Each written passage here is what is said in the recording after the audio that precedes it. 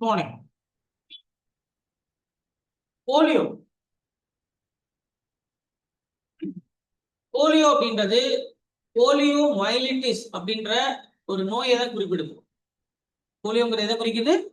Polio myelitis. Myelitis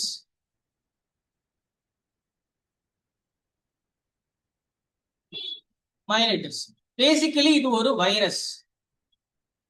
பொதுவா நோய்களை நுண்குருமிகள் microbes அப்படின்னு சொல்றோமா? நுண்கிருமிகள் மைக்ரோப்ஸ்ங்கிறது வைரஸா இருக்கலாம், இல்ல பாக்டீரியாவா இருக்கலாம், இல்ல பூஞ்சையா இருக்கலாம், இல்ல புரோட்டோசோவா இருக்கலாம். சரிங்களா? இந்த மாதிரி நுண்கிருமிகள் பல வகை. அதுல இன்னும் சொல்ல போனா நம்ம மனிதர்களுடைய வாழ்நாளை கம்மி பண்ணதே பாத்தீங்கன்னா இந்த போன்ற நுண்ணுயிர்கள் தான். அதுக்கு பிழைக்கிறதுக்காக நம்மளை சாப்பிடுது, நமக்குள்ள இனப்பெருக்கம் பண்ணுது. நம்மனா அதுக்கு ரொம்ப பிடிக்கும். எப்படி நமக்கு ரொம்ப சிக்கன் பிடிச்சிருக்கோ அந்த மாதிரி இந்த நுண்ணுயிர்களுக்கெல்லாம் நம்மள ரொம்ப பிடிச்சிருக்கு.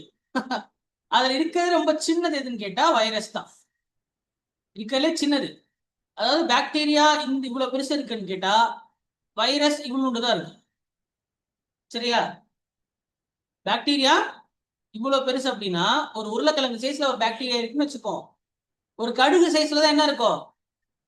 பொட்டேட்டோ சைஸ்ல ஒரு பாக்டீரியா இருக்குன்னா, சரியா, கடுகு சைஸ்ல மஸ்டர்ட் சைஸ்ல தான் என்ன இருக்கும்? வைரஸ் இருக்கும். அதுதான் அதோடைய சைஸ் கம்பேரிசன். Size comparison. அப்ப இருக்கிறதுலே ரொம்ப சின்னது பாத்தீங்கன்னா வைரஸ். அதுல நியூக்ளிக் மெட்டீரியல் மட்டும்தான் இருக்கு. பாக்டீரியாங்கிறது கிட்டத்தட்ட அது ஒரு செல். ஒரு செல் என்ன சைஸ்ல இருக்குமோ அந்த சைஸ்ல தான் என்ன இருக்கும்? பாக்டீரியா இருக்கும். ஆனா வைரஸ் வந்து வெறும் நியூக்ளிக் மெட்டீரியல் மட்டும்தான் இருக்கும். அது என்ன நியூக்ளிக் மெட்டீரியல் அப்படின்னு கேட்டா, ஒன்னு டிஎன்ஏ இருக்கணும், இல்ல ஆர்என்ஏ இருக்கும். இந்த ரெண்டு தான் இருக்கும். அதுக்கப்புறம் அதை சுத்தி ஒரு ப்ரொடெக்ஷன் லேயர் இருக்கும். ஒரு போர்வை போத்துக்கிட்டு இருக்கு. ஏன்னா தனியா அதை மட்டும் தனியா இருக்க முடியாது இல்லையா? கொலகொலன்னு இருக்கும். ஆனா அதை கவர் பண்றதுக்கு என்ன இருக்கும்? மேல ஒரு ப்ரொடெக்டிவ் லேயர் இருக்கும். எதுக்கு? வைரஸுக்கு. அப்ப அந்த ப்ரொடெக்டிவ் லேயரும், சரியா, உள்ள வந்து அந்த நியூக்ளிக் மெட்டீரியல் இவ்வளவுதான். அது என்னது? ஒரு வைரஸோடைய சைஸ். பூஞ்சைகள் அப்படின்னா தெரியும். பூஞ்சைகள் சின்ன சைஸ்ல இருக்கு, பெரிய சைஸ்ல இருக்கு. நம்ம சிலது சாப்பிடலாம். சரியா, நம்ம சாப்பிட்டுறோம்ல, என்னது காளான் சாப்பிட்றோமா, அது ஒரு பூஞ்சை வகைதான். பாக்டீரியாங்கிறது பொதுவா நம்ம வந்து நிறைய இடத்துல பார்த்துருப்போம். சரியா? இப்போ காலரா, சரிங்களா, டைஃபாய்டு பரப்பக்கூடிய பாக்டீரியா, இதெல்லாம் வந்து பாத்தீங்கன்னா பாக்டீரியா வகை. வைரஸ் தான் வந்து கொஞ்சம் ரொம்ப கொடியவை. காரணம் அதோடைய சைஸ் ரொம்ப சின்னது, அதனாலதான் அதோடைய கொடியவை அப்படின்னு சொல்றோம் நம்ம. வைரஸ் பொதுவாகவே வந்து பாத்தீங்கன்னா அது உயிர் உள்ளவைன்னு சொல்ல முடியாது, உயிர் அற்றவைன்னு சொல்ல முடியாது. சரிங்களா? It is a biological puzzle அப்படின்னு அழைப்பாங்க. அது ஒரு பசில், ஒரு வினோதமான ஒரு ஜந்து தான் அது. ஏன்னு கேட்டா, ஏன் அது வினோதம்னு சொல்றோம்னா, பாக்டீரியா பாக்டீரியாவுக்கு உயிர் இருக்கு. சரிங்களா? நம்ம உடம்புக்குள்ள இருந்தாலும் சரி, ஹோஸ்டுக்கு இன்சைட்ல இருந்தாலும் சரி, ஹோஸ்டுக்கு அவுட் சைட்ல இருந்தாலும் சரி. ஹோஸ்ட்ங்கிறது என்னன்னா நம்ம தான் ஹோஸ்ட். அந்த விலங்குகளுக்கு நம்ம தான் தீனி இல்லையா? தீனியை தான் ஹோஸ்ட்னு சொல்றோம். அப்போ ஹோஸ்டுக்குள்ள இருந்தாலும் அதுக்கு உயிர் இருக்கும், வெளியில இருந்தாலும் உயிர் இருக்கும். யாருக்கு? பாக்டீரியாவுக்கு. ஆனா வைரஸ் அப்படி கிடையாது. வைரஸ் ஹோஸ்டுக்குள்ள இருக்கும் போது மட்டும்தான், இன்சைடு ஹோஸ்ட் இருக்கும் போது மட்டும்தான் அதுக்கு அது ரெப்ளிகேட் பண்ணும். ரெப்ளிகேட்னா இனப்பெருக்கம் பண்ணும். அதனால அதுக்கு உயிர் இருக்கு. அது வெளில போயிடுச்சுன்னா, வெளியில இருக்குன்னா அதுக்கு என்ன இருக்காது? ரெப்ளிகேட் பண்ணாது. அப்படியே அது ஒரு அப்படியே ஆடாம அசையாம அப்படியே என்ன பண்ணும்? ஸ்டாச்சு மாதிரி தான் இருக்கும். அது எந்த வேலையும் செய்யாது. ஆனா இன்னும் சொல்ல போனா அது ஹோஸ்டுக்குள்ள போச்சுன்னா தான் அது ஆக்டிவேட்டே ஆகுது. இல்லைன்னா அது என்ன இருக்கு? ஒரு டீஆக்டிவேட்டட் ஸ்டேட்ல தான் இருக்கு. அதனாலேயே நம்ம என்ன சொல்லிட முடியாது, அதுக்கு உயிர் இருக்குன்னு சொல்ல முடியாது, உயிர் இல்லைன்னு சொல்ல முடியாது. அது ஒரு புதிர். அது என்னது? ஒரு மிகப்பெரிய புதிர். இது வைரஸுகளுக்கும் நமக்கும் இருக்கக்கூடிய, பாக்டீரியாவுக்கும் நமக்கு இருக்கக்கூடிய போராட்டம் என்னைக்கும் முடிஞ்சிருச்சு. சரியா? இன்னைக்கு அலெக்சாண்டர் பிளெமிங் அப்படின்றவர் வந்து, அலெக்சாண்டர் பிளெமிங் அப்படின்றவரு, சரிங்களா, என்ன கண்டுபிடிச்சாரு? பெனிசிலின் அப்படின்ற ஒரு மருந்தை கண்டுபிடிச்சாரு. இது எங்க கண்டுபிடிச்சாருன்னா பூஞ்சை கிட்ட எடுத்தார். பூஞ்சையிடம் இருந்து பெனிசிலியம் நொட்டேட்டம் அப்படின்ற ஒரு பூஞ்சையிடம் இருந்து ஆக்சிடென்ட்டா என்ன பண்ணாருன்னா அவருடைய பாத்திரத்தை கழுவி வைக்காம போயிட்டாரு. அந்த பாத்திரத்தை அவர் டெஸ்ட் பண்ணிட்டு இருந்த பாத்திரம் கழுவி வைக்க போகும்போது அடுத்த நாள் என்ன ஆயிடுச்சு? நமக்கு எப்படி துணியில எல்லாம் பூஞ்சை பிடிக்குமோ அந்த மாதிரி என்ன பூஞ்சை பிடிச்சிருச்சு, அவர் அந்த பாத்திரத்துல பூஞ்சை பிடிச்சி அவர் வச்சிருந்த பாக்டீரியா செத்து போச்சு. எப்படிடா செத்து போச்சு அப்படின்னு பார்த்தா அந்த பூஞ்சை தான் அந்த பாக்டீரியாவை கொண்டு இருக்கு. அந்த பூஞ்சை பேர் என்ன, பெனிசிலியம் ரொட்டேட்டம். சரி, இது நல்லா இருக்கு, இந்த பூஞ்சையில இருந்து அந்த ரசாயனத்தை எடுப்போம், நம்ம கெமிக்கல் எடுத்துருவோம் அப்படின்னு சொல்லி அவர் எடுத்த கெமிக்கல் தான் பெனிசிலின். இந்த பெனிசிலின் இன்னைக்கு பல வகையில இருக்கு. இன்னைக்கு பெனிசிலின் இன்னைக்கு பல வகையில மல்டிபிள் வகையில நம்ம என்ன பண்றாங்க, நம்ம ஊசியா மாத்திரையா சரியா யூஸ் பண்றோம். பொதுவாகவே பெனிசிலின் பட்டாலே ஆட்டோமேட்டிக் என்ன ஆயிடும், அந்த பாக்டீரியா செத்து போயிடும். அதனாலே நமக்கும் பாக்டீரியாவுக்கு இருக்கக்கூடிய போர் என்னைக்கோ முடிஞ்சிருச்சு. பொதுவாக டாக்டர்கிட்ட போனா டக்குன்னு என்ன கொடுத்துருவாரு, ஒரு மாத்திரை கொடுத்தா என்ன ஆயிடும், உடனே பாக்டீரியா செத்துரும். 1 நாள் 2 நாள் 3 நாள் செத்துரும். இல்லைனாலும் நம்ம உடம்பே நமக்கு எதிர்ப்பு சக்தி இருந்துச்சுன்னா அந்த பாக்டீரியாவை கொண்டுடும். சைஸும் பெருசா இருக்குதுல்ல, அதனால நம்மளுடைய வெள்ளை அணுக்கள் என்ன பண்ணும், WBC அதை வந்து பார்த்தோன்னு தெரிஞ்சிடும். அதனால என்ன பண்ணிடும், கொண்டுடும். வெள்ளை அணுக்கள் அப்படின்றது ஒரு செல் தானே, அது உருளைக்கிழங்கு நினைச்சுக்கோங்க. அப்ப ஒரு உருளைக்கிழங்கு இன்னொரு உருளைக்கிழங்க போட்டு தள்ளிடும். ஆனா வைரஸுக்கும் நமக்கு இருக்கக்கூடிய போராட்டம் இன்னும் நடந்துகிட்டு தான் இருக்கு. அதாவது வைரஸை கொல்றதுக்கு நம்மகிட்ட என்ன இல்ல, சரியான ஒரு மருந்து இல்லை. பெனிசிலின் மாதிரி நமக்கு என்ன கிடையாது, ஒரு சரியான மருந்து கிடையாது. இதை சாப்பிட்டா வைரஸ் செத்துரும் அப்படின்ற மாதிரி என்ன இல்லை, இது வரைக்கும் நம்ம கிட்ட ப்ராப்பரான மருந்து இல்லை. அதனால தொடர்ந்து நம்ம மனிதர்கள் என்ன பண்றாங்க, இது கூட இந்த போராட்டத்துல மடிச்சு கொண்டுதான் இருக்கிறாங்க. அதுல ரீசெண்டா பாத்தீங்கன்னா உலகத்துக்கே பெரிய ஒரு அச்சுறுத்தலா வந்ததுதான் கரோனா. கரோனாங்கிறது ஒரு வைரஸ் தான், அது வந்து ஃப்ளூ வைரஸ். ஃப்ளூங்கிறது வந்து நுரையீரலை தாக்கக்கூடிய மூச்சு சுவாசத்தை பாதிக்கக்கூடிய வைரஸுகளை நம்ம ஃப்ளூன்னு சொல்லுவோம். ஃப்ளூ வகையை சார்ந்த வைரஸ். கொரோனாங்கிறது ஒரு ஃப்ளூ ஜாதி. அப்ப நல்லாவே தெரிஞ்சிருக்கும். அப்ப வந்து ஏன் டக்குன்னு ஒரு மருந்து கொடுத்திருந்தா என்ன பண்ணிருக்கலாம், ஒரு மாத்திரை சாப்பிட்டு சரி பண்ணிருக்கலாம் அப்படின்ற மாதிரி இருந்திருந்தா அப்பயே கொடுத்துருக்க மாட்டாங்களா, வந்திருக்க உங்களுக்கு இல்ல. அப்போ என்ன இல்ல, ப்ராப்பரான மருந்து இல்லை. சரி, அதனால அப்ப அதை கொல்ல முடியாது, அதை தடுக்க முடியாது அப்படின்னா அதுக்கு ஒரே ஒரு வழிதான் இருக்கு. நம்மளுடைய எதிர்ப்பு சக்திக்கு தான் என்ன இருக்கு, அதை சாவடிக்கிறதுக்கு, அந்த வைரஸ் சாவடிக்கிறதுக்கு பல இருக்கு. அப்ப இம்யூனிட்டி தான் ஒரே வழி. என்ன சக்தி, எதிர்ப்பு சக்தி மட்டும்தான் நம்ம கிட்ட இருக்கு. ஆனா அந்த எதிர்ப்பு சக்தி இருக்கு இல்லையா, அது வந்து எப்படின்னா அதுக்கு ட்ரெயின் பண்ணணும். சரியா, எதிர்ப்பு சக்திங்கிறது எப்படி ஒர்க் ஆகும் அப்படின்னு கேட்டா, முதல்ல நம்ம உடம்புக்குள்ள அந்த வைரஸோ பாக்டீரியாவோ போயிடும். கிருமிகள் கிருமிகள் நம்ம உடம்புக்குள்ள போயிடுச்சுன்னா சரியா, ஒரு குறிப்பிட்ட காலம் நம்மளுடைய உடம்புல அது இருக்கும். சரிங்களா, 1 2 போச்சுன்னா பெருசா நம்மளோட உடம்பு பாதிக்காது. உடம்புல லட்சம் கோடி செல் இருக்கு, கரெக்டா? உடம்புல எத்தனை செல் இருக்கு, ஒரு முடி எடுத்துட்டாங்கன்னா முடியில எவ்வளவு இருக்கு, லட்சக்கணக்கான செல் இருக்கு. அதனால இத்திலூண்டு இம்புட்டுக்காண்டு ஒரு வைரஸ் நம்ம உடம்புக்குள்ள போறதுனால பெரிய பாதிப்பு ஏற்படுத்தாது. ஆனா அந்த வைரஸ் உடம்புக்குள்ள போனோம்னா, பாக்டீரியா உடம்புக்குள்ள போனோம்னா என்ன பண்ண ஆரம்பிக்கும், இனப்பெருக்கம் பண்ண ஆரம்பிக்கும். 1 4 ஆகும், 4 8 ஆகும், 8 16 ஆகும். அப்படியே இனப்பெருக்கம் பண்ணி உடம்பு ஃபுல்லா பரவிடும்.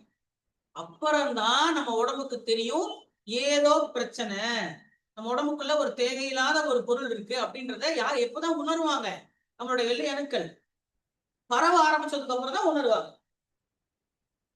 ஆஃப்டர் ஸ்ப்ரெட், உடம்புக்குள்ள பரவ ஆரம்பிச்சதுக்கு அப்புறம் தான் உணர்வாங்க. அப்போ ஒவ்வொரு கிருமியும் பரவறதுக்கு ஒரு குறிப்பிட்ட நேரத்தை எடுத்துக்கும். சரியா, ஒரு சில கிருமிகள் உடம்புக்குள்ள வந்தோடனே ஒரு 2 நாள் 3 நாள்ல பரவ ஆரம்பிச்சிடும். சில கிருமிகள் 18 நாள் ஆகும்.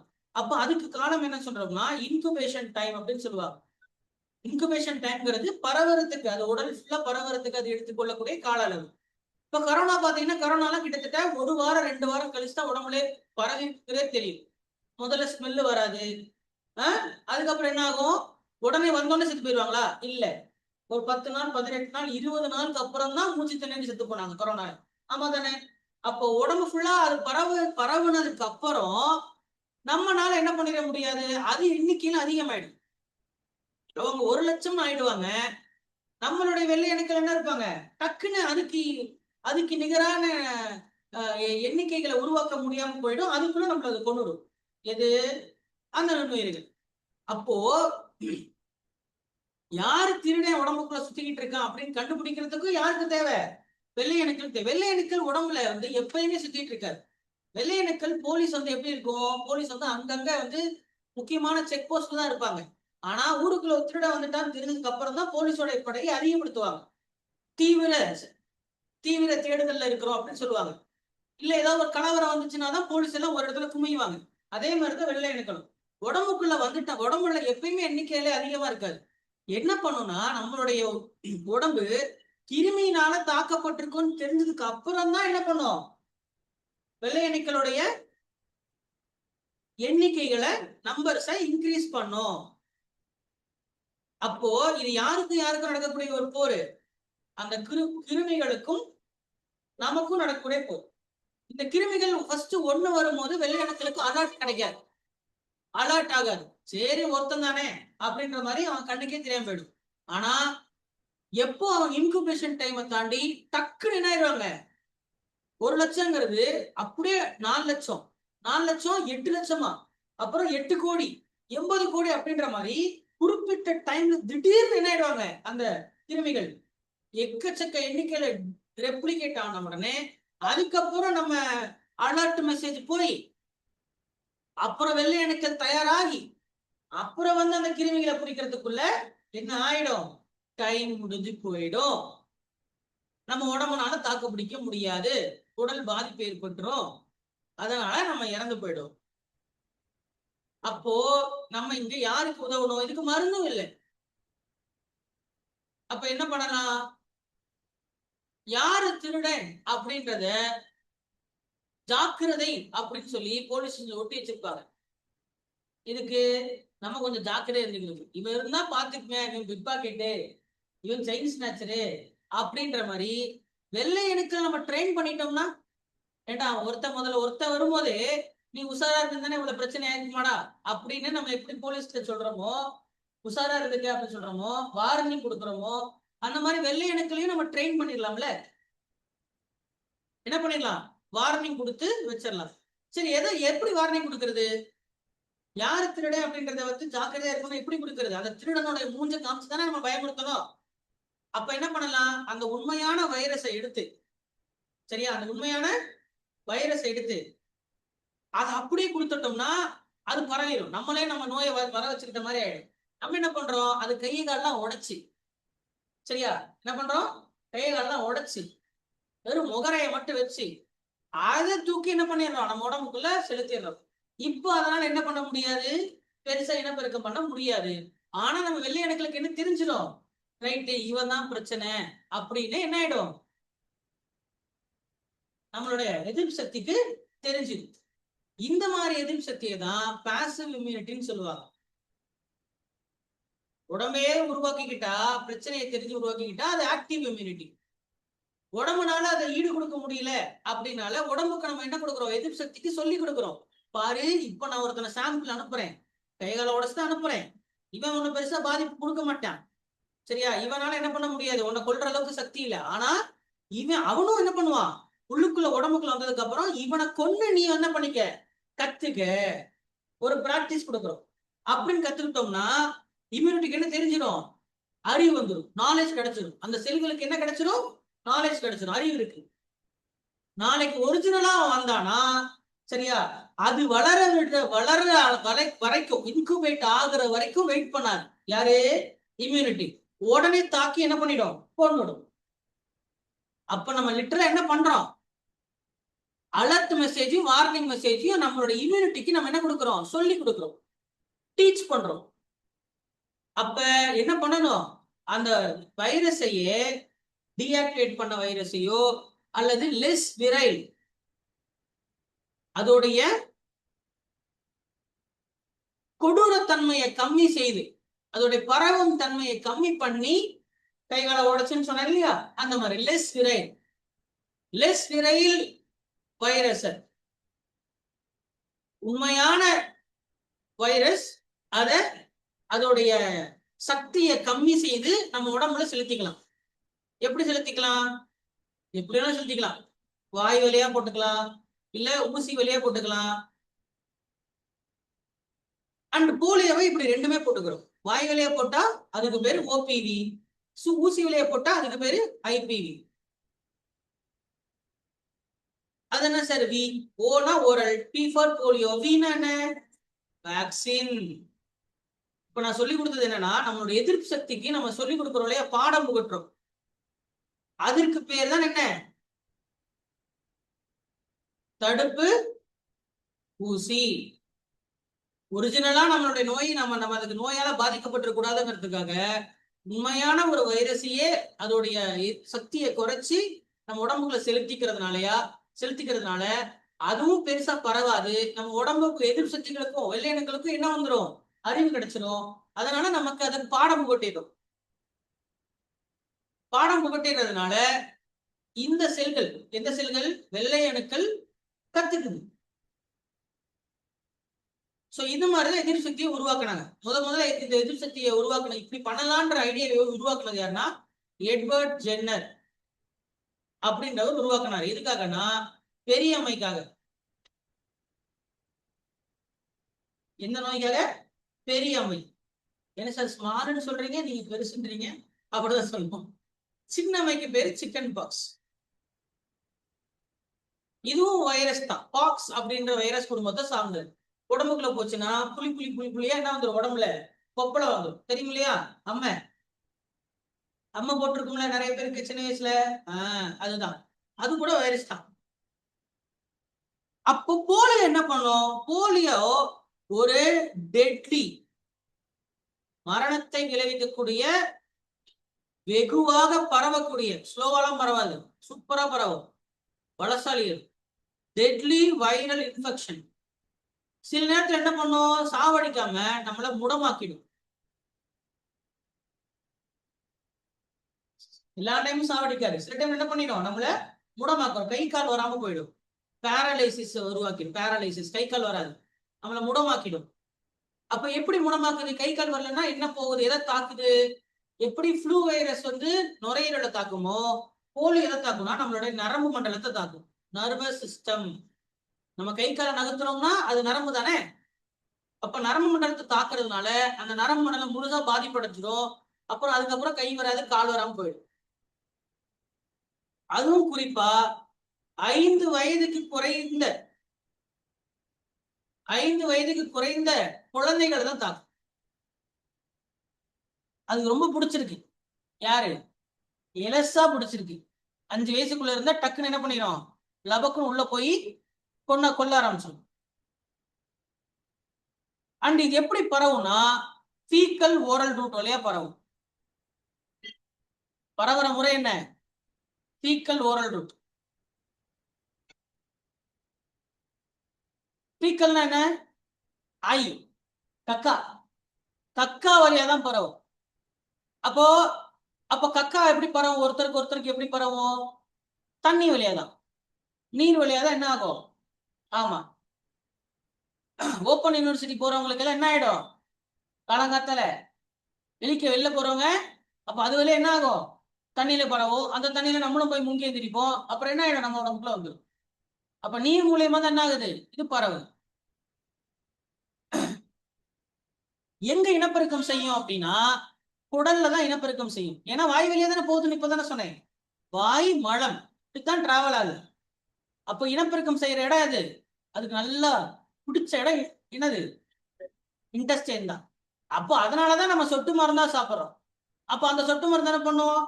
தப்பி தவறி நம்மளுடைய எந்த குடல்ல இருக்கக்கூடிய வெள்ளை அணுக்களுக்கு சொல்லி கொடுத்துரும் பாடம். டேய் பாடுறா, இவன் தான் நாளைக்கு வருவான், நாளை முன்ன வந்தா நீ உஷாரா இரு, ட்ரெயின் ஆயிருன்னு சொல்லி கொடுக்கும். அதனாலதான் ஓரல் வெளியே எடுத்துக்கிறோம். குழந்தைங்களுக்கு சொட்டு மருந்து போட்டோன்னே அந்த சொட்டு மருந்து எங்க போகும்? குடலுக்கு தானே போகும். அப்ப குடல்ல என்ன பண்ணிடும்? தயாராக்கிடும். இதுல என்ன பிரச்சனைனா இதுக்கு சிம்டமே இருக்காது. நம்மளை தாக்கிருச்சுன்னா அதுக்கு சிம்டம், நோ சிம்டம் அசிம்டோமேட்டிக், அறிகுறியே இருக்காது. இப்ப கொரோனா பரவிருச்சுங்கிறதுக்கு என்ன அறிகுறி? இல்ல, மூச்சு திணறல் கடைசியில சாகும்போது வரும்.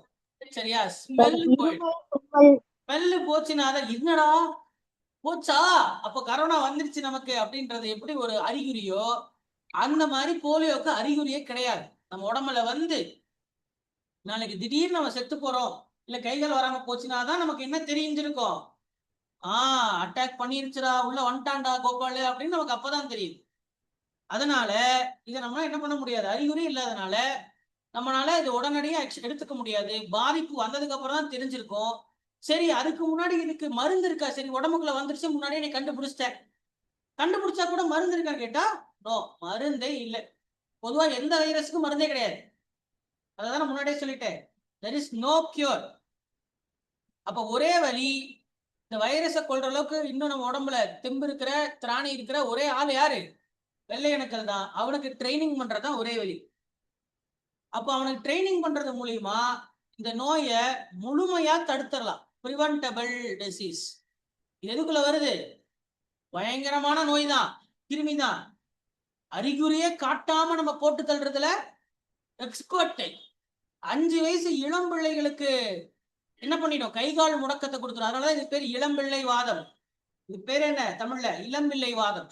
இல்ல 5 வயசு கம்மியா இருக்கிற குழந்தைங்களுக்கு கை கால் வராம போயிட்டு செத்து போயிடுவாங்க. அதனால மோசமான நோய். ஆனா இந்த நோயை நம்ம இந்த பாசிவ் இம்யூனிட்டிங்கிற மெத்தட் யூஸ் பண்ணி, சரியா, கிட்டத்தட்ட 2014 இந்தியாவில இருந்து அழிச்சிட்டோம். WHO உலக சுகாதார மையம் நமக்கு என்ன கொடுத்திருக்கு? நமக்கு இந்தியா ஒரு போலியோ ஃப்ரீ நாடு அப்படின்னு கொடுத்திருக்கு. எப்போ? 2014. லாஸ்ட் கேஸ், கடைசியா ரெக்கார்டான கேஸ் 2011 தான். சரி, எப்படி இதை சாதிச்சோம்? இவ்வளவு பெரிய பயங்கரமான கிருமியவே நம்ம எப்படா ஒழிச்சோம்? மனிதர்களை கொல்லாம எப்படி ஒழிச்சோம் கேட்டா, எப்படி? Pulse polio. என்னது? Pulse polio campaign.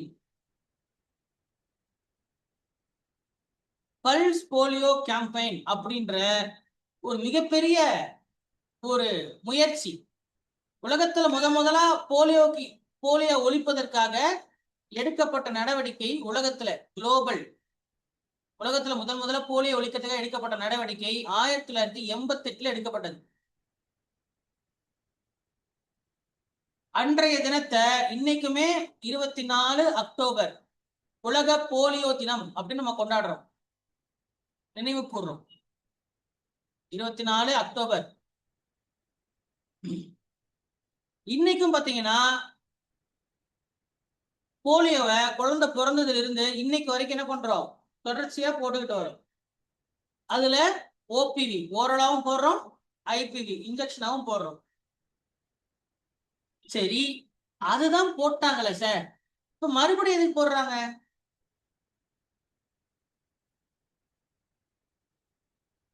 அதான் குழந்தை பிறந்தோடனே போட்டாங்கல்ல, அப்ப மறுபடியும் எதுக்கு போடணும்?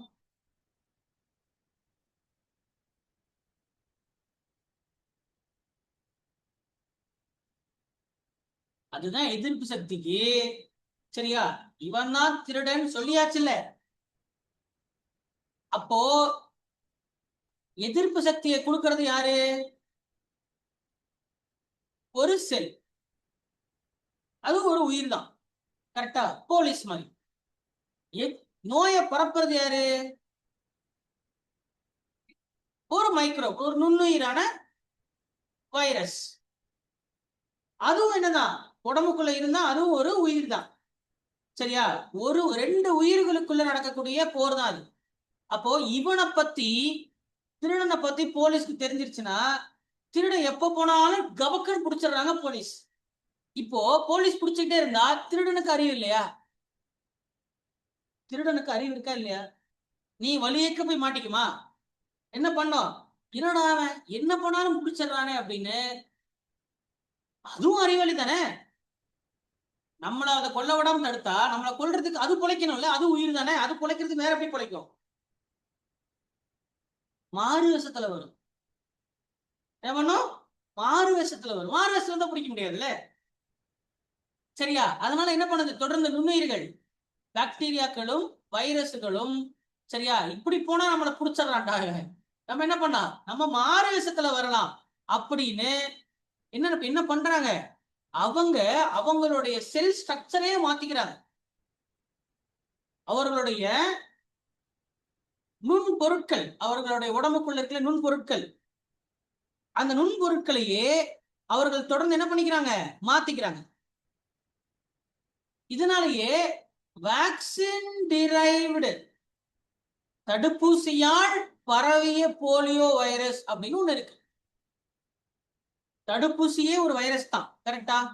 அந்த தடுப்பூசி வந்து வைரஸ்குள்ள போடுறோமா, அந்த வைரஸ் நம்ம உடம்புக்குள்ள போய் மறுபடியும் மலம் வழியாக வெளில வரும். அப்படி வந்த வைரஸ் இப்ப நோயை பரப்புது. அப்புறம் என்ன அர்த்தம்? அந்த வைரஸ்களும் பரிணாமம் அடையுது. It evolves. இப்படி பண்ணா நம்மளை கொன்னுடுறான் அப்படின்றத தெரிஞ்சு அவன் என்ன பண்ண ஆரம்பிக்கிறான்? பரிணாமம் அடைகிறான். இதே மாதிரி பாக்டீரியாக்களும் செய்யுது. அதனால புது புது மாதிரிகள் வருது, புது வைரல் ஸ்ட்ரைன். முன்னாடி வந்தவன் ஏ அப்படின்னா இப்ப வந்திருக்கிறவன் பி. ஏக்கு தான் நமக்கு எதிர்ப்பு சக்தி வந்திருக்கு, பிக்கு எதிர்ப்பு சக்தி வரல. அவன் கொஞ்சம் மாத்திக்கிட்டு வருவான், அதனால நமக்கு யாரும் கண்டுபிடிக்க முடியாது. மார்வெஸ்ல வந்தா போலீஸ்க்கு தெரியாது இல்லையா? ஆமா. இதனால நம்ம தொடர்ச்சியா என்ன பண்ணணும்? போலியோ போட்டுக்கிட்டே இருக்கிறதுனாலதான் அந்த புது புது ஸ்ட்ரெயினை வராம தடுக்கலாம். கொரோனால கூட அப்படித்தான். கொரோனா என்ன பண்ணுச்சு? முதல் வருஷம் ஒரு ஸ்ட்ரெயின் வந்துச்சு, அதுக்கப்புறம் வேற ஒரு ஸ்ட்ரெயின் வந்துச்சு. அதனாலதான் உங்களுக்கு 2வது முறை மறுபடியும் 2வது டோஸ் போடுங்க அப்படின்னாங்க. சில இடத்துல பூஸ்டர் டோஸ் 3வது டோஸ் போடுங்க அப்படின்னு சொல்லி சொன்னாங்க. இந்த மாதிரி மறுபடியும் போடுறத பூஸ்டர் அப்படின்னு சொல்லுவாங்க. பூஸ்டர் மருந்து, பூஸ்டர் டோஸ் சொல்லுவாங்க. அப்ப தொடர்ச்சியா இந்த வைரஸ்களும் என்ன பண்ணுது? பரிணாமம் அடைஞ்சு புத்திசாலிகளாக மாறிக்கிட்டு வருது. அப்ப நம்மளும் என்ன பண்ணணும்? அதற்கு எதிரான போராட்டத்தை, அதுதான் பரவிருச்சு அப்படின்னு நிப்பாட்டிடக்கூடாது. அப்ப தொடர்ச்சியா நம்ம கொண்டு வர்றது மூலியமா நமக்கு என்ன உருவாகும்னா, ஹர்ட் இம்யூனிட்டி அப்படின்னு ஒரு விஷயம் உருவாகும். யாரோ ஒருத்தனுக்கு வந்து அவன் ஊருக்கே பரப்புறான்.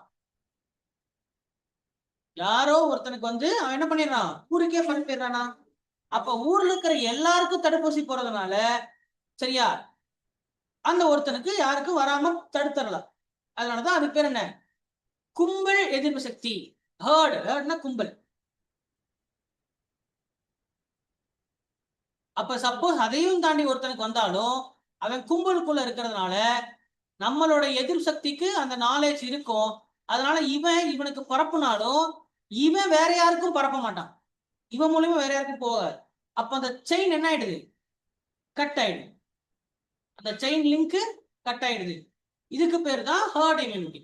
அப்ப ஒரு தடுப்பூசிய 7 கோடி 8 கோடி பேருக்கும் நம்ம போடுறது மூலியமா சரியா நம்ம என்ன பண்ணிட முடியும்? அதோட பரவலை தடுத்துட முடியும். ஒருத்தனுக்கு வந்தா 4 பேர் பரவிடும். இப்ப எனக்கு கரோனா இருக்குன்னா ஹட்ஸ் அப்படின்னா முடிஞ்சிச்சு, உங்க எல்லாருக்கும் பரவிடும். சரியா? முதல்ல ஃபர்ஸ்ட் ரோல உட்காந்துருக்க பரவிடும். மதியம் போய் சாப்பாடு சாப்பிடல, இன்னும் தக்காளி சாதம் வச்சுக்க சாப்பிட்டு சொல்லி சாப்பிட்டா ஆப்மே பரவிடும். அப்புறம் வீட்டுக்கு போவீங்க, உங்க வீட்டுக்கு 4 பேர் பரவிடும். கரெக்டா? ஒரு தும்மல் தான் தும்புனேன், சோலே அவுட். அந்த மாதிரி அப்ப இதை என்ன பண்ணலாம்? செயின் லிங்க் கட் பண்ணா எல்லாருக்கும் தடுப்பூசி போட்டுட்டோம்னா நான் தும்மலாலும் உங்களுக்கு வரும். ஆனா உங்க எதிர் சக்தி என்ன பண்ணிடும்? கொண்டுறதுனால உங்ககிட்ட இருந்து அடுத்து பேக்வேர்ட்ல என்ன ஆகாது? பரவாது. இதுக்கு பேர் என்ன? இதுக்கு பேர் என்ன? Hurt immunity. ஹர்ட்னா என்ன? கும்பல். ஒருத்தனை தடுப்பூசி போறதுனால சாதிக்க முடியாது. ஒட்டுமொத்த பேருக்குமே தடுப்பூசி போறதுனால இந்த மாதிரி நோய்கள் என்ன பண்ணிடலாம்? மண்ணில் இருந்தே ஒழிச்சிடலாம். ஒழிச்சிட்டோமா? ஆமா, போலியோவை 2014 ஒழிச்சு. அப்போ மிக கொடூரமான ஒரு வைரஸை நம்ம என்ன பண்ணிட்டோம்? ஒழிச்சிருக்கோம்.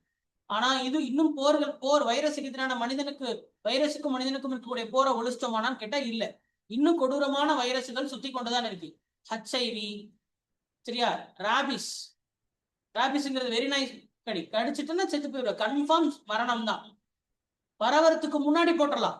போலியோ அப்படிதான், போலியோ வர்றதுக்கு முன்னாடி போட்டுடலாம், வந்துச்சுன்னா சாவுதான், மருந்தே இல்லை.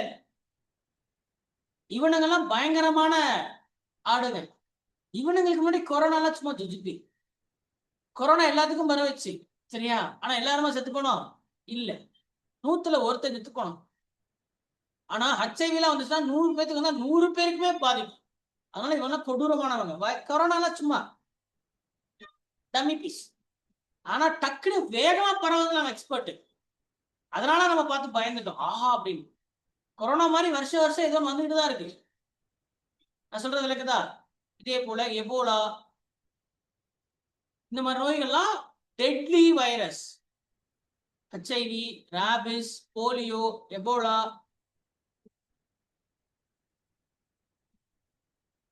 சரியா? அம்மெல்லாம் smallpox chickenpox chicken பாக்ஸ்லாம் சும்மா ஜுஜிப்பி இல்லையா? எல்லாருக்கும் வந்துச்சுல, யாருக்கு வரல சொல்லுங்க. யார் செத்து போனீங்க கடைசியா? அம்மா வந்து செத்து போயிட்டான் சார் பக்கத்துல இருக்கேன் அப்படின்ற மாதிரி யாரும் இருக்கானா? இல்ல இல்ல, அவ்வளவு வைரஸ் தான். ஆனா அவனுக்கு கொஞ்சம் அவ்வளவு பவர்ஃபுல் இல்லாத வைரஸ். கொரோனாவும் அப்படித்தான். சரியா? இவனுங்களும் நிறைய பேர் இருக்காங்க. வைரஸ்கள் பல வகை, ஒவ்வொன்றும் ஒவ்வொரு விதம், ஒவ்வொரு பகுதிகளை தாக்கும். போலியோன்றவன் யாரை தாக்குவான்? நரம்பு மண்டலத்தை தாக்கும். ராபிஸ்ங்கிறது நரம்பு மண்டலத்தை தான் தாக்குவாங்க. சிக்கன் பாக்ஸ் கொரோனா தோலை தாக்குது. ஹெச்ஐவி யாரை தாக்கும்? டி லிம்போசைட் அப்படின்ற ஒரு செல்லை தாக்கும். டி லிம்போசைட்டுங்கிற ஒரு செல்லை மட்டும்தான் தாக்கும், வேற எதையுமே தாக்காது ஹெச்ஐவி. அது மாதிரி ஒவ்வொரு நோய்க்கும் ஒவ்வொரு இடம் ரொம்ப பிடிக்கும். அதனால அங்கதான் போய் இனப்பெருக்கம் செய்யும். அப்ப இங்க பிரச்சனை என்னன்னு கேட்டா, வேக்சின்னாலேயே என்ன பறக்குது? தடுப்பூசினாலேயே போலியோ ஒண்ணு பரவ ஆரம்பிச்சிருக்கு. ஒரு ரீசன்ட் கேஸ் பெங்கால்ல கிடைச்சிருக்கு, ஒரு டிச்சில கிடைச்சிருக்கு. ஒரு சியூவேஜ் சாம்பிள்ல ஒரு பவர்ஃபுல்லான அந்த வைரல் ஸ்ட்ரெயின் கிடைச்சிருக்கு. அப்போ அந்த அது மூலியமா, நான் ஆல்ரெடி சொன்னேன், நீர் மூலியமா தான் பரவுது இல்லையா? அப்போ ஒரு இடத்துல ரெக்கார்ட் ஆயிருக்குன்னா இப்போ என்ன ஆகலாம்? மறுபடியும் இது பயங்கரமானதா மாறலாம். அப்ப அதுக்கு ஒரே வழி என்ன பண்ணலாம்? ஒரே வழி என்ன? ஹர்ட் இம்யூனிட்டியை நம்ம மெயின்டைன் பண்ணணும். ஹர்ட் இம்யூனிட்டினா என்ன? கும்பல் எதிர் சக்தியை மெயின்டைன் பண்ணிட்டு தொடர்ச்சியா நம்ம போட்டுக்கிட்டே இருந்தா, 8 கோடி பேருக்குமே நம்ம போட்டுக்கிட்டே இருந்தோம்னா கண்டிப்பா யாருக்கு பரவாம தடுத்தரலாம். முக்கியமான விஷயம், இந்த நோய்களுக்கு ஹெச்ஐவி, ராபிஸ், போலியோ, எபோலாக்கெல்லாம் என்ன கிடையாது? மருந்தே கிடையாது. வர்றதுக்கு முன்னாடி நம்ம பண்ணலாம். சரியா? வந்ததுக்கு அப்புறம் ஒண்ணும் பண்ண முடியாது. அதனாலதான் இதெல்லாம் தடுப்பூசி மூலயமா நம்ம தடுக்கிறோம். சரி, ஆனா பாக்டீரியா அப்படி கிடையாது. பாக்டீரியா எவ்வளவு பேர் வந்தாலும் சரி, எப்படி மாறுவேஷம் போட்டிருந்தாலும் சரி, நம்ம என்ன பண்ணிடலாம்? ஒரே ஊசி தான் என்ன பண்ணிட முடியும்? போட்டு தள்ளிடலாம். அந்த ஊசி பேர் என்ன? பெனிசிலின் அப்படின்ற அதோட டெரிவேட்டிவ்ஸ். சரியா? அதோட டெரிவேட்டிவ்ஸ் நிறைய இருக்கு. சரியா? அசித்ரோமைசின்லாம் கேள்விப்பட்டிருக்கீங்களா? அசித்ரோமைசின், அமாக்சிசிலின், இந்த ஊசி தான் உங்களுக்கு கொடுப்பாங்க மாத்திரை, அமாக்சிசிலின். சரியா? பொதுவா நீங்க டாக்டர்கிட்ட போறீங்கனாலே அமாக்சிசிலின் கொடுப்பாங்க, இல்லைன்னா அசித்ரோமைசின் அப்படின்னு கொடுப்பாங்க. அசித்ரோமைசின். சரியா? இது எல்லாமே என்னது? ஆன்டிபயோட்டிக். பலதரப்பட்ட பாக்டீரியாவை கொல்றதுக்கு அசித்ரோமைசின், அமாக்சிசிலின் எல்லாமே யாருதான்? பெனிசிலினுடைய ஒரு வகைகள் தான். அதனால பாக்டீரியாவுக்கு நமக்கு இருக்கக்கூடிய போர் என்னைக்கும் முடிஞ்சிருச்சு. பாக்டீரியாவும் என்ன பண்ணுது? அதுவும் எவால்வ் ஆயிட்டு இருக்கு இப்போ. அதனால என்ன பண்ணணும்? தொடர்ச்சியா ஆன்டிபயோட்டிக் போடக்கூடாது. தொடர்ச்சியா ஆன்டிபயோட்டிக் போட்டு போட்டு போட்டு அடிவாங்கி அதுக்கப்புறம் அது என்ன ஆயிடும்? மறுத்து போயிடும். பெனிசிலின் வந்தா நீ எல்லாம் ஒரு ஆளா? அதெல்லாம் முன்னாடி நாங்க இப்ப என்ன ஆயிட்டோம்? பரிணாமம் அடைஞ்சிட்டோம்னு சொல்லிட்டு பாக்டீரியாவுக்கு என்ன ஆயிடும்? சூப்பர் பாக்டீரியாவா மாறிடும். அதனால ஆன்டிபயோட்டிக் மாத்திரையும் அடிக்கடி எடுத்துக்க கூடாது. தொடர்ச்சியா எடுத்துக்கிட்டீங்க, நீங்களே டாக்டர் பிரிஸ்கிரைப் பண்ணாம எடுத்து டக்குன்னு ஏதோ காய்ச்சலா, சளியா, டபக்கு சொல்லிட்டு என்ன பண்றோம்? மெடிக்கல் கடையில போயிட்டு அவரை போய் டாக்டர் மாதிரி நம்ம நினைச்சுக்கிறோம். சார் தலைவலிக்கு ஒரு மாத்திரை சார், சார் அந்த காது வலிக்கு சார் அது ஒரு மாத்திரை, பல்லு வலி சார் அப்படின்னு நீங்களே வாங்கி என்ன போட்டுக்கிறீங்க? அப்ப போட்டுக்கிட்டீங்கன்னா அதுக்கப்புறம் நாளைக்கு நிஜமாலுமே ஒரு பாக்டீரியா வந்துச்சுன்னா அந்த மருந்து போட்டா கேட்காது. ஏன்? அந்த பாக்டீரியா சாதாரண பாக்டீரியா இல்ல. பெனிசிலின் போட்டா சாகர பாக்டீரியா நினைச்சீங்களா? கிடையாது. சூப்பர் பாக்டீரியா மாதிரி உங்களை போட்டு தள்ளிடும். அதனால சும்மா சாப்பிடக்கூடாது. தலைவலிக்குதுனாலும் டபக்கணும் முடியிடக்கூடாது. அதை கொஞ்சம் பரவ விடணும். ஒரு வாரம் உடம்பே அதை சரி பண்ணதான்னு பார்க்கணும். அப்புறம் முடியலன்னா என்ன பண்ணணும்? அப்புறமா தான் பெனிசிலின் எடுத்துக்கணும். நமக்குன்னு ஏதோ நம்மளாவே செல்ஃப் பிரிஸ்கிரிப்ஷன் பண்றதுனாலதான் இன்னைக்கு பாக்டீரியாக்களும் நமக்கு அச்சுறுத்தலா மாறிடுச்சு. போற மறுபடியும் ஆரம்பிச்சு வைக்காதீங்க. போர் என்னைக்கும் முடிஞ்சிருச்சு. இன்னைக்கு இருக்கிற ஒரு பிரச்சனை, வைரஸ் கூட இருக்கக்கூடிய மல்லு கட்டுறத நம்ம எனர்ஜி செலவு பண்ணலாம். சரியா? வைரஸ்க்கு என்ன இல்ல? மாத்திரையும் கிடையாது, மருந்தும் கிடையாது. நம்மளோட எதிர்ப்பு சக்தியா அதை எதிர்த்து கொண்டாதான் உண்டு. தேங்க்யூ.